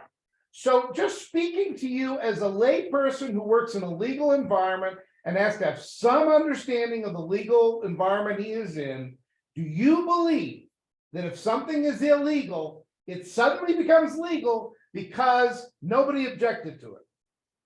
No, sir. If something is illegal, does it suddenly become legal if an agency, if somebody in an agency says it's okay? Calling for a legal conclusion. I specifically asked him. I think between the questions you're giving him, you've come up with what you're looking for. I don't see where All right. we're kind of circling. All right. All right, I'll go on to something else. On exhibit 23, there's a provision that says strength and experience of proposed staff. You see that? I do. All right. Were there any actual interviews done of any of the staff for this particular job for the electrical subcontractors? There was not for every firm. There were for some. What we did do is we looked at these three firms and the teams that they submitted, that they named. We looked at their resumes. We did some background checking on projects they've been involved in to see what type, what size, based on the information they provided and what we could gather to determine the strength of their team. All right. So ultimately, was the decision for the strength of the team a subjective one? Just basically your judgment call based on the information you reviewed? I would label it as objective based on our experience and based on the information that was submitted by the firms. Well, objective suggests that there's an objective standard out there. Did you guys use score sheets for determining the strength of the team? What we did is we used objectivity based on projects that they submitted. Sir, I need you to focus. I need you to focus on my question, sir. Did you use score sheets to determine the strength of the team? That is the only question in front of you. We used this score sheet, and that criteria is listed there in terms of the highest, the best staff, 15 points. We did not have a separate sub-scoring sheet for it. No, Okay. Because it wasn't. I didn't ask you why, sir. Hold on. Let me instruct the witness. Please, if you're not asked to add on, don't add on. Either they're yes, no questions or a direct answer to the direct question, okay? Very, very good. All right. So at the end of the day, your folks made a judgment call as to who had the best team based on the information you reviewed, correct? That is correct. And in making the judgment call that Nichols had the best team, you wiped out any advantage that Gilbertson's had for Navajo preference because they lost 5 points by not being evaluated as the best team, didn't they? We scored them according to what we saw, and we believe we did it correctly. Again, Yes or no? Didn't you wipe out any advantage from the 5 points of Navajo preference by simply deciding that you thought Nichols? I am not.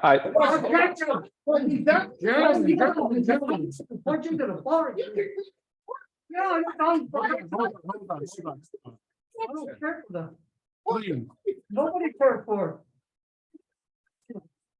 Mr. Upshaw. Please. Let's have some civility here. What is your objection to his question? We're talking about different categories and the way the system works. Those are separately dealt with. He's saying he's trying to combine this and you're taking away from the other category. That's not the case. Each is individually scored. So that's not that. And to answer yes or no, that's improper. That's not a proper objection. That's a closing argument. Okay, that's not an evidentiary objection. The reason I'm asking the question I'm asking is because by having a subjective provision like strength and experience of proposed staff, they can use that to wipe out any advantage a Navajo business gets because the difference is 5 points and that's all you get for Navajo preference. So they have All I'm pointing out is they have the discretion to wipe out your advantage on Navajo preference by simply saying, we didn't think you had the best team. And then there's no advantage to having Navajo preference because it's the same amount of points. That's the only point I'm making. And I don't see any problem with that question. I'm going to allow it. Again, ask him your question. So, sir, isn't it true that simply by using your discretion to call the Nichols team the best team, you wipe out any benefit that Gilbert and Sons gets from having the 5 points for Navajo preference?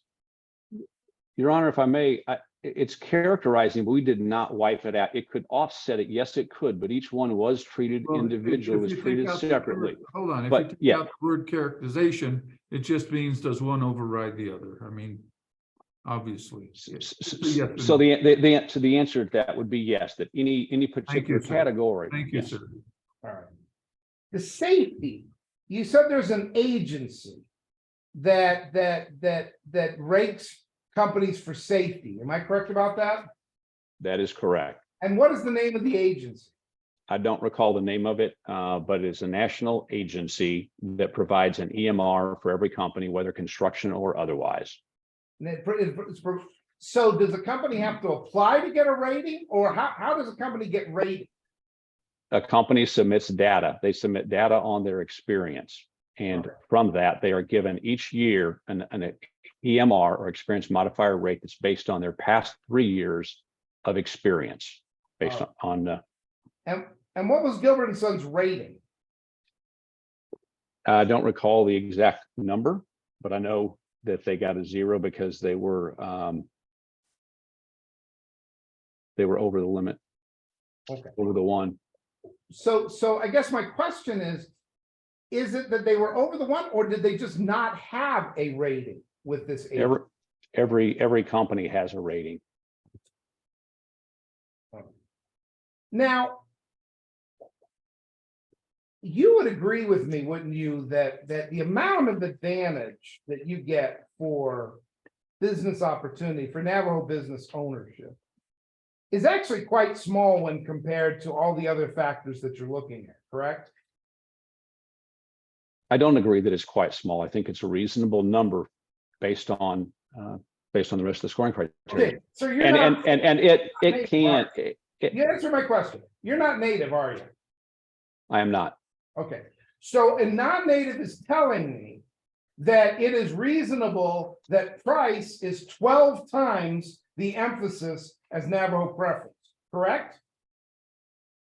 I'm telling you, we used a scoring system that the team, including the owner, believed was reasonable. Right. Well, you're the only one I've got at the moment on the stand. You told me you thought it was reasonable, and I'm saying a non-native is telling me that it is reasonable to rate price 12 times the amount of Navajo preference. That's your testimony, correct? Yes. All right. Do you think a native would agree with you on that topic? Natives did agree with us on that. And how do you know that? Because they didn't object? You know, I was calling for speculation. Yeah. Well, then strike his testimony, because he said natives did agree with him. So either strike it or let me ask him how he knows Ask the that. question again. Okay, how do you know that natives agreed with you on that? Because we submitted it for approval and had approval from Winslow Indian Healthcare Center, natives, including natives, to use this scoring system. And it ties into the overall. So the fact that Winslow gave it to you is an indication that it's okay with native people. That's your testimony? My testimony is that it was agreed upon by our client. The fact that Winslow gave it to you, that's your indication that it's okay with native people. Is that correct? I think I've answered the question.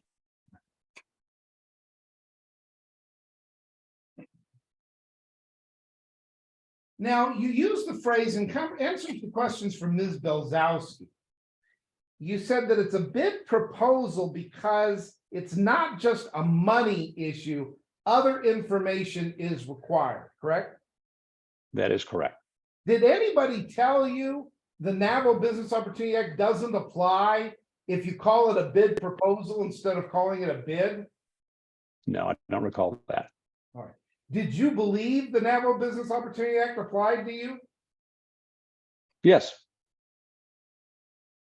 And whether it's called a bid or a proposal didn't make a difference as to whether the Business Opportunity Act applied, in your opinion. no, that's not correct.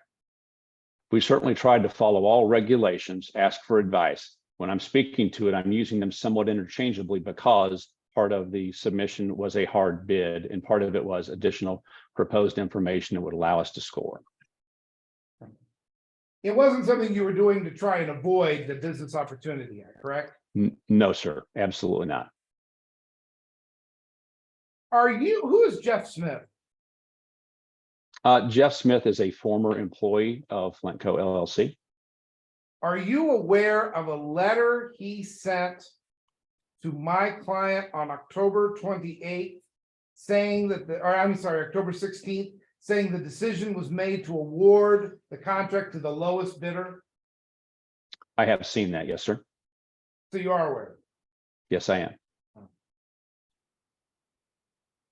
And is that true? Was that the only decision that was made, that it was decided to offer it to the lowest bidder? I don't know Jeff's intention. I've read the email. I know what you're talking about.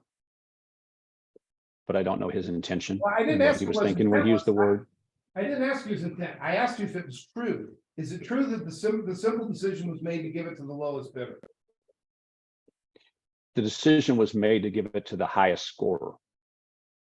I So don't Jeff know Smith- about his choice of words. It was to the highest scorer, who in this case happened to be the lowest bid. All right. So let's look at exhibit 25, sir. Did you say 25? Yeah, Okay. tell me when you're there. All right. I'm in there as a quick check. Bates number 0900. Yeah. All right. Yes. Okay. So there's a letter or an email from a Dennis Barber to a Ray Bedoni at the bottom of that page. Do you see that? I do. All right, and he says, and I quote, "I have reviewed the scope of work and costs for the following contracts which Flintco's requested approval to enter into." And then he lists the approved contract price and the actual contract price, or at least the estimated price of the approved contract price, correct?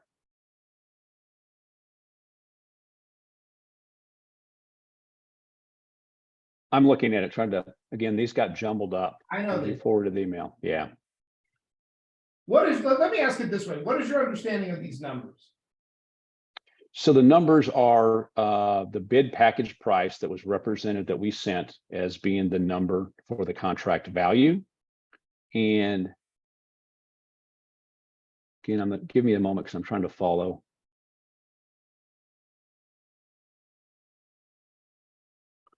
So it would be a GMP, an estimated price, and then an approved contract price was a recommendation.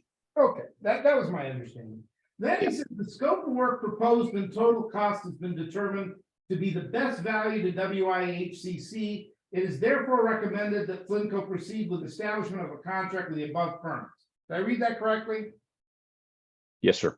All right. He says scope of work and total cost, this is the best value. He doesn't say anything about safety or best team or Navajo preference. The only thing he says is we looked at scope of work and total cost, and this is the best value, correct? Those were his words. Yes, sir. And the only, and he makes the recommendation, the only information he provides is the contract price and the estimated price, correct? He also includes a reference to what we provided to him. Does he say anywhere, we looked at all these different factors and these are the highest scoring firms on our matrix? He does not say that in that email. What he says is, this is the lowest cost for each of the, for the different trades, right?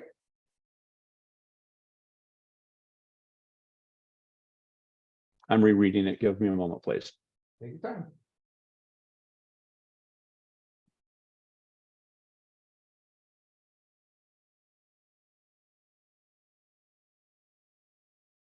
What he says is the scope of work and total cost. It's the combination of their scope of work and the total cost is determined to be the best value. Right, and best The value. combination. Best value here means given the amount of work they're gonna do and the price they're gonna do it for, this is the best value, right? If you're asking me what it means to me, I don't know Dennis's intentions. It does not mean that solely to me. Best Well, value would be to me. If I was reading this and I wanted to know who was the safest contractor that bid for the electric, that information's not here, correct? It is not specifically stated in there, no. If I wanted to know, was there any 100% Navajo-owned businesses that applied for the bid for this? That information is not here, correct? It is not stated in here. It is in the underlying information that was provided. Well, this email is the recommendation email, isn't it? It is a recommendation email based on a greater body of work that was provided by Flintco, which included scoring sheets. I hear you, but in his quick summary here, the only thing he's summarizing is cost, correct? Not in my opinion. When I read it, I read more into it because it's best value, because of the terminology that he uses, and because of my involvement in the project, knowing the background, including the things that we talked about during the meeting on May 7th. I read more into it because there is more, and because we provided more for his evaluation and his recommendation to Winslow Indian Healthcare Center. So when I read it, I read more into it, particularly when he uses the term best value. Have you seen an email from Jeff Smith to Noah Perry on July 25th, 2019, where he asks, do you have any further information on why Gilbert was not chosen except for the $347,500 spread? They are a priority one firm and Nichols is not. Did we discuss with the owner of this decision?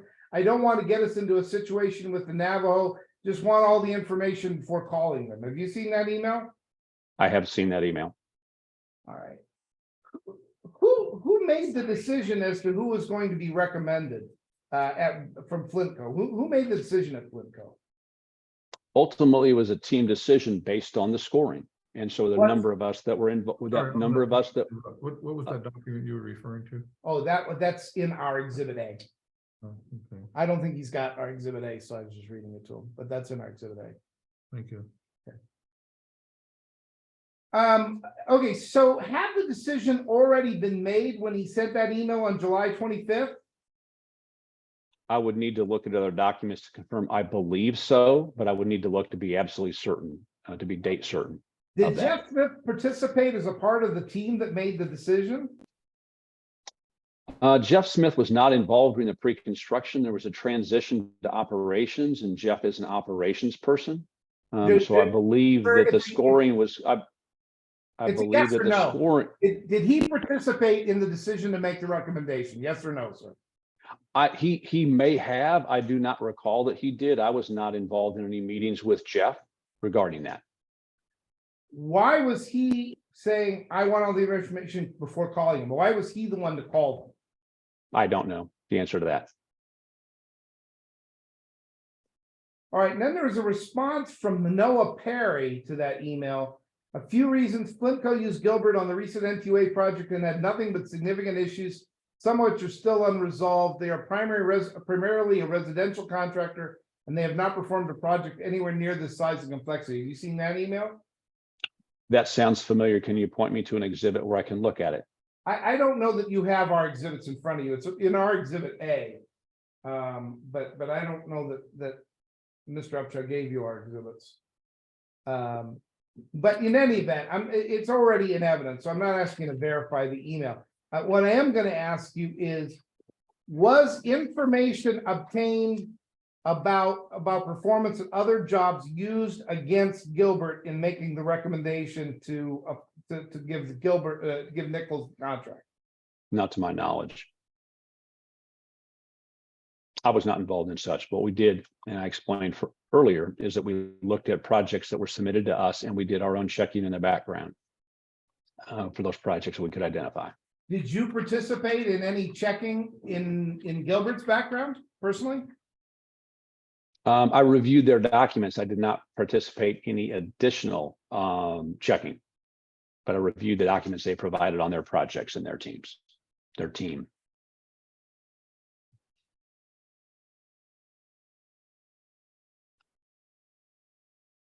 I have no other questions.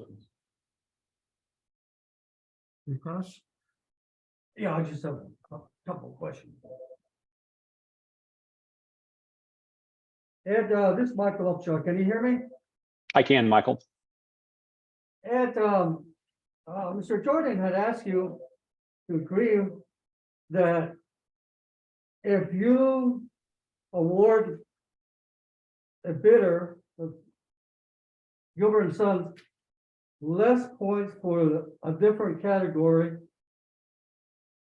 isn't the opposite the same also? I mean, that, what he said was that if you take away points, you wipe away the naval preference point. But also, isn't it that if you give Gilbert and Sons points for other, you're adding to those naval preference points also, correct? That is the case with that category as it is with each of the categories. Yes, sir. Okay. In the industry standard, the term best value not only means the price, is that correct?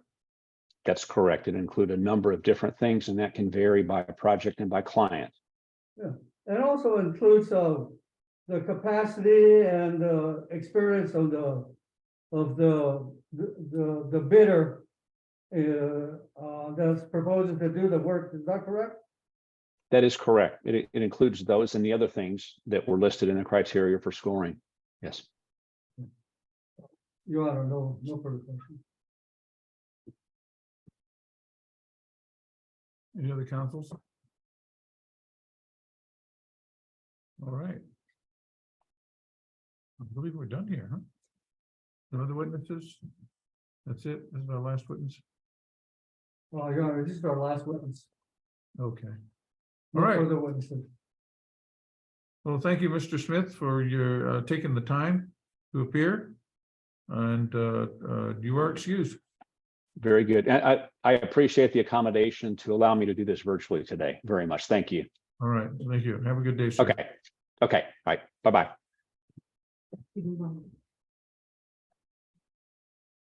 All right. I believe we're ready for closing.